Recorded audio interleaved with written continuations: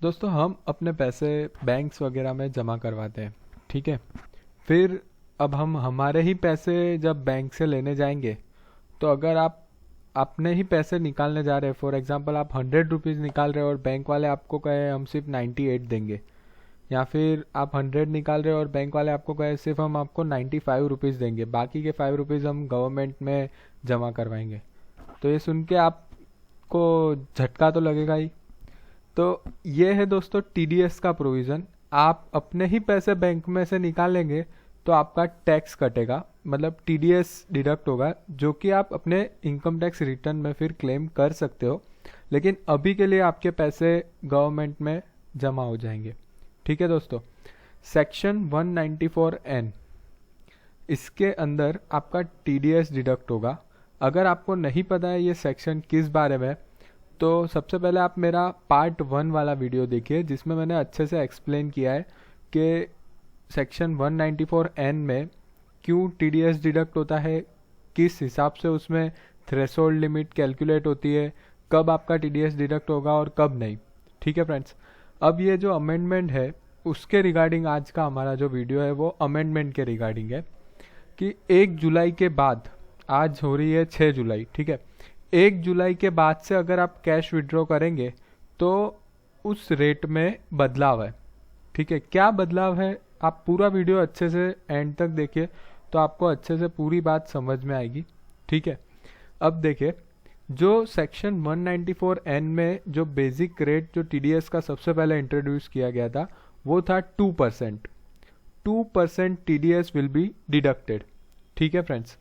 लेकिन अब उसको 2% की जगह 5% कर दिया है। अब ये जो 5% कर दिया है उसमें ये स्लैब्स ला दिए। ऐसा क्यों है, क्या हो रहा है और ये चीज़ें कब एप्लीकेबल है, अमेंडमेंट किसे एप्लीकेबल है। देखिए फ्रेंड्स, हर कोई अपना इनकम टैक्स रिटर्न फाइल करता है, ठीक है। जो लोग फाइल नहीं करते, अगर आपने पिछले 3 साल में, पिछले 3 फिनेंशियल ईयर में से किसी भी साल का रिटर्न फाइल नहीं किया है, मतलब तीनों साल में आपने रिटर्न फाइल नहीं किया है, तब आपको ये अमेंडमेंट एप्लीकेबल होगा। इसका क्या मतलब है फ्रेंड्स, ध्यान से समझ लीजिएगा। आपने ये अपडेट शायद कई जगह पढ़ी होगी, पर समझी ना हो तो आप ध्यान से मेरी बात सुन लीजिए। अगर 3 साल में से किसी भी एक साल में आपने रिटर्न फाइल किया है तो ये अमेंडमेंट आपको एप्लीकेबल नहीं है।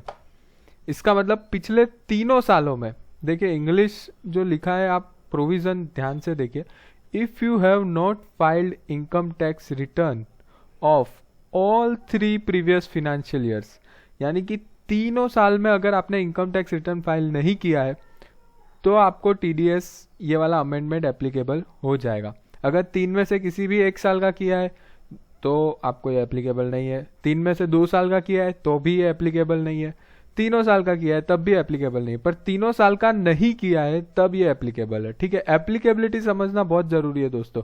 ये चेंज तो सबको पता चल जाता है, पर कब एप्लीकेबल होगा यही नहीं पता होगा तो कोई मतलब नहीं है उस चेंज को जानने का, ठीक है। अब आगे देख लीजिए कि अगर आप 20 लाख तक, पूरे साल में अगर आप 20 लाख तक पैसे निकालते हैं तो आपका एक भी रुपया टीडीएस का डिडक्ट नहीं होगा। It will be nil TDS, okay, कोई टीडीएस नहीं कटेगा 20 लाख तक। अब आप 20 लाख से ज्यादा 1 करोड़ रुपए तक, 20 लाख से अधिक पर 1 करोड़ रुपए तक अगर आप पैसे निकालते हैं तो आपका 2% टीडीएस कटेगा, और अगर आप 1 करोड़ से ज्यादा निकालते हैं तो आपका 5% टीडीएस कटेगा, ठीक है फ्रेंड्स। और अगर पान आपके पास नहीं है, आपने रिटर्न तो फाइल किया ही नहीं है, पर आपके पास पान कार्ड भी नहीं है, इतनी खराब हालत चल रही है, तो उस केस में आपका 20% टीडीएस कट जाएगा फ्रेंड्स। आप इस बात को जरा समझिए। 100 रुपये का तो मैंने सिर्फ एग्जाम्पल दिया था कि चलो 100 रुपये जमा करवाए, 80 रुपये मिल गए। इसका मतलब है 100 रुपये आपने बैंक में जमा करवाए थे, अब निकालने जाएंगे तो आपको 80 रुपये ही मिलेंगे। लेकिन आप उसके बारे में सोचिए, जो मान लीजिए 20 लाख निकालने गया, तो 20 लाख के ऊपर मान लीजिए वो 40 लाख निकालने गया, तो 20% के हिसाब से उसके 8 लाख रुपए टीडीएस डिडक्ट हो जाएगा और सिर्फ 32 लाख ही उसको मिलेंगे। समझ रहे हो फ्रेंड्स? तो इसकी बहुत बड़ी इम्प्लीकेशन है। अगर आप पान कार्ड भी कंप्लाई नहीं करते हो और रिटर्न वगैरह तो भरे ही नहीं है और पान कार्ड भी नहीं है आपके पास, तो आप समझ लीजिए आपके 40 लाख की जगह आपको मिलेंगे 32 लाख। ठीक है फ्रेंड्स? तो ये आपको कंप्लायंस करना बहुत ही ज़रूरी है, जिससे कि आपकी कैपिटल, वर्किंग कैपिटल ब्लॉक ना हो जाए। आप अपना पान कार्ड लीजिए, इनकम टैक्स रिटर्न फाइल कर दिया, अगर किया ना हो तो कर दीजिए। तो आगे चलकर आप ये रिटर्न सबमिट करेंगे तो आपका जो टीडीएस का रेट है वो कम होगा। और ये अभी भी हमारे पास, अभी आज 6 जुलाई हो रही है, मतलब 31 जुलाई लास्ट डेट है फिनेंशियल ईयर 18-19 की। तो आप अपना इनकम टैक्स रिटर्न फाइल कर दीजिए। ओके फ्रेंड्स, अब इस सेक्शन का जो लॉजिक है ना, वो मैं आपको समझाना चाहता हूँ। ये लॉजिक, ये सेक्शन लाए क्यों गया है? देखिए, मार्केट में बहुत सारे लोग ऐसे होते हैं जो बैंक में से पैसे कैश में निकालते हैं और फिर उसका 2 नंबर में हवाला ट्रांजैक्शन, ये ट्रांजैक्शन, वो बहुत फालतू की चीज़ें वो लोग करते रहते हैं। तो उन चीज़ों को रोकने के लिए, जो आप देख लीजिए, अब की जो गवर्नमेंट है वो पूरी डिजिटल पेमेंट, डिजिटाइजेशन पे पूरा फोकस कर रही है। वो ये कैश के ट्रांजैक्शन को मैक्सिमम उसे रिस्ट्रिक्ट करना चाहती है।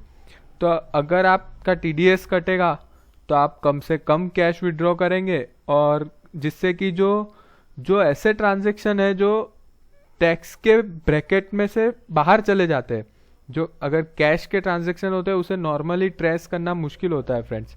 तो उन चीज़ों को रोकने के लिए हर ट्रांजैक्शन को एथिकली, लीगली हो, उसके लिए डिजिटाइजेशन बहुत ज़रूरी है।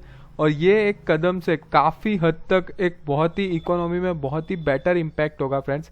इट्स मस्ट नीडेड सेक्शन, ये इसकी बहुत ही ज़्यादा ज़रूरत थी। तो फ्रेंड्स, आप भी अपना रिटर्न फाइल कीजिए और अच्छे से आपका टीडीएस ना डिडक्ट हो, इस बात का ध्यान रखिए। कंप्लायंस करेंगे तो टीडीएस ज़्यादा डिडक्ट नहीं होगा।